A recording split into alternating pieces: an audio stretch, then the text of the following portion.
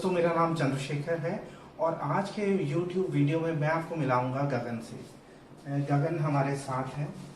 गगन software developer हैं और PT trainer हैं, अंग्रेजी पढ़ाते हैं श्री गंगानगर में। तो आपका मेन काम सॉफ्टवेयर डेवलपमेंट है और आप पिछले कुछ सालों से स्टूडेंट्स को अंग्रेजी भी पढ़ा रहे हैं, पीटी के लिए आप प्रिपेयर करते हैं। जी सर। तो आप कुछ और बताएंगे अपने बारे में, प्लीज़ करें। सर एक्चुअली मेरा जो पैशन है वो सॉफ्टवेयर डेवलपर है, लेकिन एक्चुअली जहाँ मैं पढ़ा हूँ वहाँ पे मेरी स्कूलिंग बहुत अच्छी हुई है और इंग्लिश में मेरे हमेशा अच्छे मार्क्स आए हैं। तो इस वजह से मैंने सोचा कि क्यों ना जो मेरा एक प्रोफेशन है, पैशन है और साथ साथ जिसमें मेरी अच्छी स्कोरिंग भी आई है, क्यों ना मैं उसको पढ़ाऊँ। तो इसलिए सर मैं 3-4 साल से पीटी में ही बच्चों को शिक्षा दे रहा हूँ क्योंकि वो अपना सपना पूरा कर सकें। तो देखिए, यहाँ पे अंग्रेजी को लेके बहुत ज़्यादा डर है स्टूडेंट्स में, उस बारे में आपका क्या कहना है?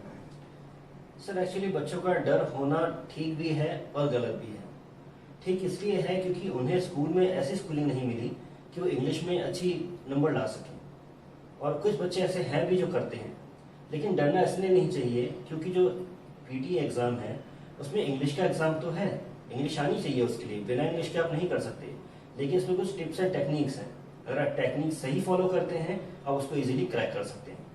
अच्छा, आपका अंग्रेजी में जैसे अंग्रेजी पढ़ाने का इंटरेस्ट कैसे बना, आप थोड़ा सा बताएंगे इस बारे में? सर एक्चुअली अगर हम कहीं भी देखें, इंग्लिश एक वर्ल्ड वाइड लैंग्वेज है और इसको आपको आना ही चाहिए। तो कुछ जगह मेरे अंदर भी कमी थी और मैंने इसको अपने आप पढ़ना शुरू किया। जब मैंने पढ़ना शुरू किया तो मुझे लगा कि ये तो एक ऐसी भाषा है जिसको मैं समझ भी सकता हूँ और समझा भी सकता हूँ। और खासकर कि हमारे इस जोन में श्री गंगानगर के अंदर बहुत सारे ऐसे बच्चे हैं जो इंटरेस्टेड हैं विदेश जाने में। तो मैंने सोचा क्यों ना बच्चों को पढ़ाया जाए ताकि वो विदेश पहुंच सके। तो अब ये जैसे आप यहाँ पे, ये पूरा पंजाब वाला एरिया है, वैसे राजस्थान है बट पंजाब वाला कल्चर है यहाँ पे बच्चे आइलेट्स के नाम पे बहुत ज़्यादा डरते हैं। मतलब मैं देखता हूँ वो कहते हैं जी आइलेट्स में कितने बैंड आएंगे। तो आप कैसे उनको बताते हैं कि डरना नहीं चाहिए? मतलब सर देखिए, एक्चुअली एक बात बोली गई है कि आपके जो शब्द हैं वो आपके एक्शन से ज़्यादा नहीं बोल सकते। आपको एक्शन से, आपको अपने कर्म से आपको बताना पड़ेगा, आपको बच्चों को टेक्निक सिखानी पड़ेगी जिससे बच्चे क्रैक कर सकें। हमारे यहाँ क्या होता है, मैं बिल्कुल बेसिक से बच्चों को बताता हूँ कि ग्रामर क्या है और ग्रामर की टेक्निक ऐसे सिखाता हूँ कि बच्चे उसको अप्लाई कर पाते हैं। तो बच्चों को वो ग्रामर सिखानी पड़ेगी, बच्चों को बेसिक बातें बतानी पड़ेगी और बच्चे सीख भी जाते हैं। ये कोई टफ प्रोसीजर नहीं है। अच्छा, देखिए जैसे अब आइलेट्स और पीटी में कौन सा आसान है? सर इसका एक सीधा आंसर तो मैं नहीं दे पाऊंगा, और मैं ये कहूँगा कि जो पीटी है और आइल्स है, पियर्सन टेस्ट ऑफ इंग्लिश जो पीटीई है, उसके अंदर जो है स्कोरिंग सिस्टम अलग है और इसके टाइप्स ऑफ क्वेश्चन अलग है और एक पूरा ऑनलाइन एग्जाम है। ऐसा नहीं कि आइल्स ऑनलाइन एग्जाम नहीं है, लेकिन पीटी के अंदर यह है कि सारा जो चेकिंग होती है वो केवल मैनुअली नहीं होती, वो सारा कंप्यूटर ही करता है। आइल्स में ऐसा नहीं होता है। तो बच्चों को कहीं ना कहीं वो डर नहीं रहता है कि मुझे स्पीकिंग सेक्शन के अंदर, आइल्स के अंदर एग्जामिनर को फेस करना पड़ेगा। पीटी में ऐसा बिल्कुल नहीं है। आप जाएंगे एग्जामिनेशन सेंटर पे, वहाँ जाके आप एग्जाम देंगे, वहाँ कोई मैनुअल नहीं है।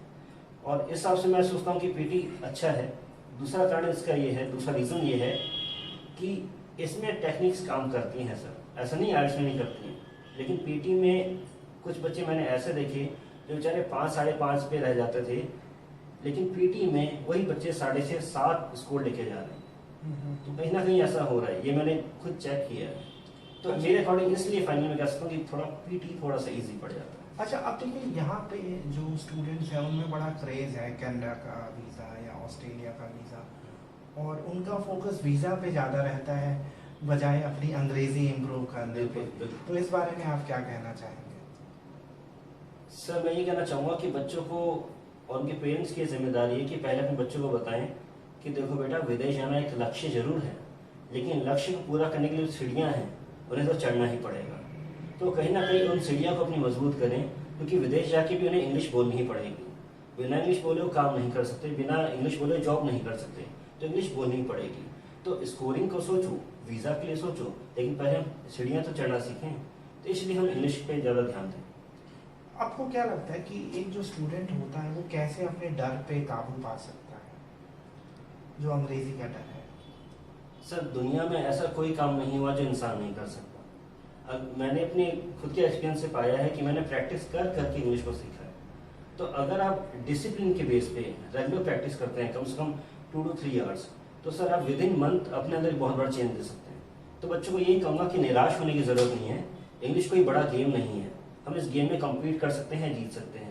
तो केवल आप एक रेगुलर प्रैक्टिस करें और कुछ बेसिक स्टेप्स हैं जिन्हें मैं फॉलो करवाता हूँ बच्चों को, वो फॉलो करें। तो अब जैसे पीटी में अगर मेरा टारगेट है कि मेरे 60 से ऊपर आए मार्क्स, तो आप मुझे क्या रिकमेंड करेंगे? और ना जो मेरा करंट लेवल है वो बेसिक है, मुझे कितने महीनों की ट्रेनिंग चाहिए? सर देखिए, पहली बात तो ये है कि इस चीज़ के बारे में फिक्स नहीं कह सकता। हाँ, कुछ बच्चे होते हैं जिनका थोड़ा लेवल अच्छा होता है, तो उनको मैं बहुत जल्दी कराने की कोशिश करता हूँ, विद इन 2 मंथ में एग्जाम दे पाते हैं। हाँ, जो बच्चे ऐसे हैं, एक्चुअली हमारे बैकग्राउंड ज़्यादा बच्चे ऐसे हैं जो बेचारे हेल्प चाहते हैं और जिनका बैकग्राउंड थोड़ा सा इंग्लिश में वीक होता है, तो मैं उन्हें ये कहता हूँ कि तुम्हें टाइम लगेगा लेकिन तुम सीखो। कितना आप 6 महीने रिकमेंड करेंगे कम से 6 मंथ से मैं ज़्यादा हो जाएगा, मैं कम से कहूँगा 3.5 मंथ में बंदा कर सकता है, बच्चा स्टूडेंट कर सकता है। अच्छा, तो मतलब अब जैसे जो स्टूडेंट है यहाँ पे वो आइल्स का करते हैं, उसके बाद वो अपना वीज़ा अप्लाई करते हैं और बहुत ज़्यादा वीज़ा फ्रॉड भी होता है, तो आपका उस बारे में क्या कहना है? आप उन्हें क्या रिकमेंड करेंगे, वो कैसे अपना एक कंसल्टेंट चुने? सर पहले मैं कहना चाहूँगा कि जो फ्रॉड होता है वो इसलिए होता है कि बच्चा बहुत ज़्यादा सुपर एक्साइटेड हो जाता है कि मेरा वीज़ा आ जाए, और उस बीच वो कैलकुलेट नहीं कर पाता कि कौन जो वीज़ा लगाने के लिए सुपरवाइज़र हैं, जो एजेंट हैं, वो जेन्युइन है या नहीं है। तो पहले मैं कहूँगा कि जो उनसे वीज़ा लगा रहे हैं, पहले उनकी हिस्ट्री देखें कि क्या उन्होंने कहीं विदेश में ट्रैवल किया है, क्या वो कहीं भी विदेश में रह के आए हैं। दूसरी बात, क्या है वो किसी भी ICCRC अगर कनाडा की बात की जाए, या उनसे रजिस्टर्ड एजेंट है या नहीं है। अगर रजिस्टर्ड एजेंट हैं या खुद से उन्होंने इतना ट्रैवल किया है, तो हो सकता है मैं उन्हें यही कहूँ कि आप जाके उनसे अप्लाई करें। और कुछ जो आप स्टूडेंट्स को कहना चाहेंगे? मैं ये कहूँगा कि हमें हर हाल में कोशिश करनी चाहिए, क्योंकि विदेश जाना इतना मुश्किल काम नहीं है।